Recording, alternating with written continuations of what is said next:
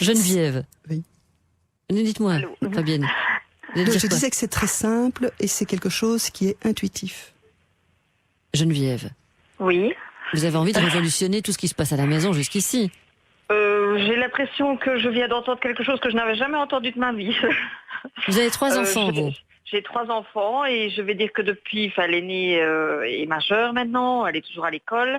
Et depuis qu'elle est petite, c'est vrai que surtout avec l'aînée, on en a vu, hein, elle avait plus difficile que les autres. Est-ce qu'elle n'avait pas de méthode? Est-ce que la méthode n'était pas bonne? Je n'en sais rien. Je sais qu'une année, j'ai été appelée au PMS et on m'a demandé pour voir si le PMS pouvait la suivre et justement l'aider et lui donner une bonne méthode de travail. J'ai accepté parce que je me suis dit que peut-être que moi, ma méthode n'était pas bonne. Voilà, je me suis dit autant prendre des atouts ailleurs. La méthode de travail, je ne l'ai jamais vue. Ils ne lui en ont jamais donné. Ils l'ont laissée dans ce qu'elle avait, mais je trouvais que ce qu'elle avait n'allait pas. Je ne sais pas si c'était sa façon de travailler ou si c'était... Et je me rends compte qu'ici, on arrive en période d'examen. Je vois les filles, elles sont en train de gratter des feuilles et des feuilles et des feuilles de synthèse. Et à un moment donné, même la synthèse va être trop lourde parce que ça va être C'est plus une beaucoup de synthèse, matière. quoi. Ouais, c'est plus une synthèse. C'est une synthèse, mais c'est une synthèse qui est énorme Voilà. parce qu'on ne sait pas vraiment synthétiser et on n'a pas une façon de faire. On essaie de reprendre les éléments les plus importants, mais voilà, ça fait l'un à la suite de l'autre et ça fait plusieurs pages. Ouais. Geneviève, donc maman de 3 enfants, donc c'est difficile en effet. Je comprends parfaitement, Geneviève. Je crois que vous reflétez un petit peu ce que d'autres mamans pensent derrière leur radio. C'est pas facile, les méthodes de travail. Voilà, il y a des méthodes qui fonctionnent. Hein. Encore une fois, on n'est pas là pour dire ce qu'on fait jusqu'à présent, c'est pas bien. On va faire autre chose. C'est simplement à vous donner peut-être un meilleur outil. En tout cas, ça fonctionne chez les enfants. Donc, essayez vraiment de leur inculquer quelque chose de nouveau. Fabienne, qu'est-ce qu'on en fait, ça? Geneviève. Alors, ce que je vous proposerais, j'ai préparé quelque chose sur mon site pour vous et pour les auditeurs qui seraient intéressés d'expérimenter, en fait. Hein, Oui, parce que je suis dessus. C'est une technique qui est vraiment graphique et par radio, c'est vraiment difficile à faire passer. Alors, ce que je peux vous proposer, c'est d'aller sur mon site, c'est www.optimind.be et vous allez dans la catégorie du blog. Voilà.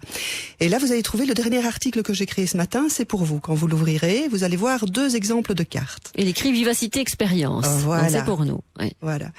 Et il y a une carte pour les enfants qui sont en primaire et une carte pour les enfants qui sont Humanité ou plus tard. Et il y a la procédure de ce que je vous propose de faire. Donc c'est une carte sur un voyage scolaire qui propose un voyage scolaire. Hein. Donc il y a l'endroit où on ira, quels sont les profs qui vont nous accompagner, où est-ce qu'on va loger, comment est-ce qu'on va y aller, quelle date on part, qu'est-ce qu'on va faire sur place, qu'est-ce qu'il faut apporter et compagnie. Et donc ce que je vous propose, c'est simplement de la montrer, de la lire avec vos enfants, et puis simplement de retourner la feuille et puis de leur demander qu'est-ce qu'ils ont retenu. Où est-ce qu'on va? Avec qui? Et vous allez voir qu'ils vont retenir entre 80 et 90% des informations. Et puis là, poser simplement quelques questions. Tiens, mais t'en as retenu des informations? Comment t'as fait? T'as étudié? Non, bien sûr, j'ai pas étudié. Tu retiens des informations sans étudier. Mais comment t'as fait? Qu'est-ce qui te revient quand je pose des questions? Et alors, vous verrez que ce qui revient, en général, ce sont les images, les couleurs, les mots-clés, les emplacements, parce que l'emplacement spatial est fort important pour le cerveau. C'est quelque chose qui retient, mais direct, sans que ça nous coûte de l'énergie à devoir l'apprendre. Voilà. Et comme ça, vous aurez déjà un bon aperçu de ce qu'est la méthode et vous allez vous directement voir si vos enfants prennent ou s'ils ne prennent pas. C'est excellent. Je l'ai devant les yeux, évidemment, c'est beaucoup plus facile, mais c'est vrai qu'il y a des couleurs, des symboles, des mots-clés. C'est tout ce qui plaît au cerveau, en fait. Oui, c'est ça que le cerveau s'amuse. Et c'est tout ce qui plaît aux jeunes. Je dis souvent, donc je reçois pas mal de jeunes à la maison qui sont en décrochage scolaire. Et en fait, je leur dis, mais le mind mapping, c'est pour les fainéants. Parce qu'en fait, on ne prend que ce qui est nécessaire pour le cerveau. Par exemple, on ne prend que les mots-clés. Il est prouvé que dans un texte, il y a seulement entre 10 et 20% des mots qui sont utiles à la compréhension. Ne prenons que ces 10 à 20%. Enlevons tout le restant. Pourquoi se fatiguer? Pourquoi se fatiguer?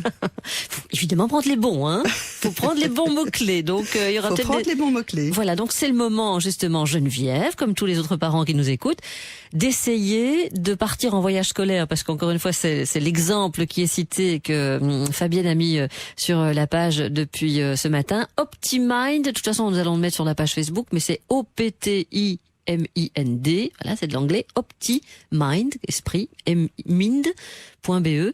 Et là, vous allez directement sur le blog et vous arrivez sur Vivacité Expérience, c'est pour nous, voilà, et c'est aujourd'hui. Et merci Fabienne déjà.